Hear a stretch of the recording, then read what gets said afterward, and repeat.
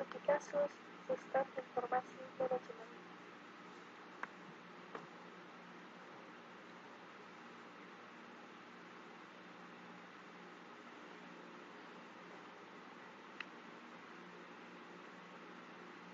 Anggota kelompok Hanifah Fatikasari B200190184, Arifah Fauziah Islami B200190185, Lutfi Alia Ainifah B200190186, Ernida Luciana B200190187. Menggunakan teknologi informasi dalam menjalankan perdagangan elektronik atau e-commerce.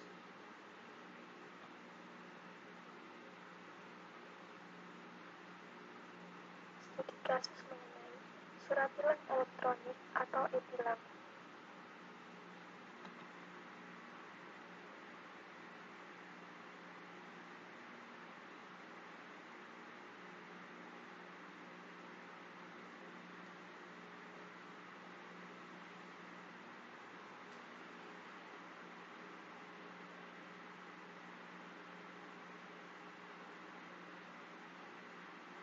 Latar belakang. Di Indonesia, terjadinya pelanggaran di jalan raya sudah merajalela di kalangan masyarakat luas. Maka dari itu, diberlakukanlah surat tilang sebagai akibat dari pelanggaran yang dilakukan dalam bentuk denda. Kini, untuk mempermudah masyarakat dalam pembayaran surat tilang, Polda Metro Jaya menerapkan sistem e-tilang.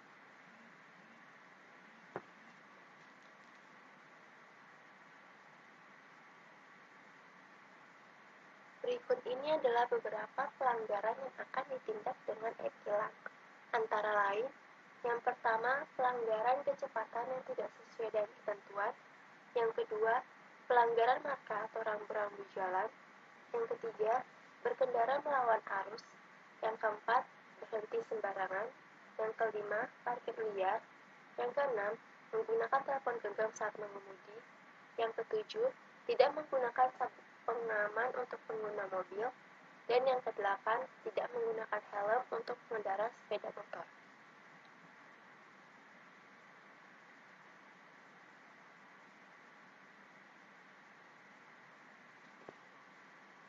Di sini kelompok kami menggunakan contoh e-tilang yang disebabkan oleh parkir liar dengan menggunakan virtual account sebagai pembayarannya. Simak ilustrasi berikut ini.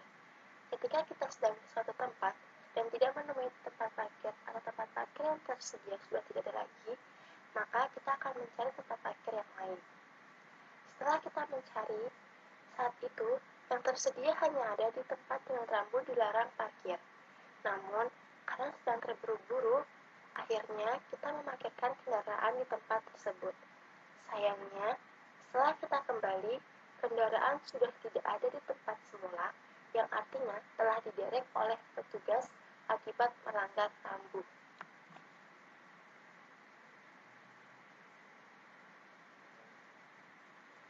Lalu, bagaimana caranya mendapatkan kembali kendaraan kita? Ketika kendaraan kita telah diderek oleh petugas, maka petugas derek yang bertugas saat itu akan menginformasikan ke back office saat menderek kendaraan pelanggar. Setelah kita menyadari bahwa kendaraan kita telah diderek oleh petugas dishub, langkah yang perlu kita lakukan adalah sebagai berikut. Yang pertama, pelanggar wajib kirim SMS ke 0857 99200900 dengan format parkir spasi nomor kendaraan. Contoh dapat dilihat di layar. Yang kedua, setelah itu, pemilik kendaraan akan mendapatkan SMS kembali yang berisi informasi mengenai nomor virtual account, total denda, jenis kendaraan, dan lokasi kendaraan disita. Ketiga, setelah mendapatkan nomor virtual account, pelanggar diharuskan membayar tagihan denda ke kantor Bank DKI atau ATM terdekat seperti ATM Bersama dan ATM Prima. Yang keempat, bukti pembayaran dibawa ke kantor dishub setempat dan diserahkan ke petugas.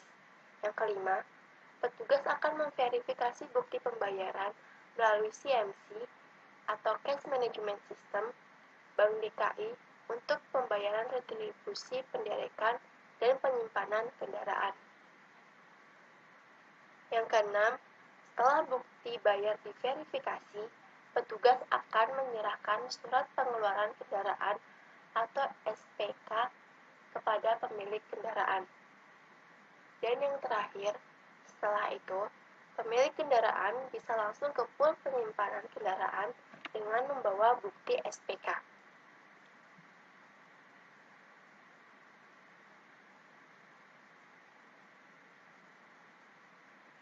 Selesai sudah pemaparan studi kasus dari kelompok kami mengenai e-tilang yang disebabkan oleh parkir liar dengan menggunakan metode virtual account sebagai pembayarannya. Terima kasih sudah memberikan waktu untuk kami. Kurang lebihnya kami mohon maaf. Jika ada pertanyaan, kami persilahkan. Wassalamualaikum warahmatullahi wabarakatuh.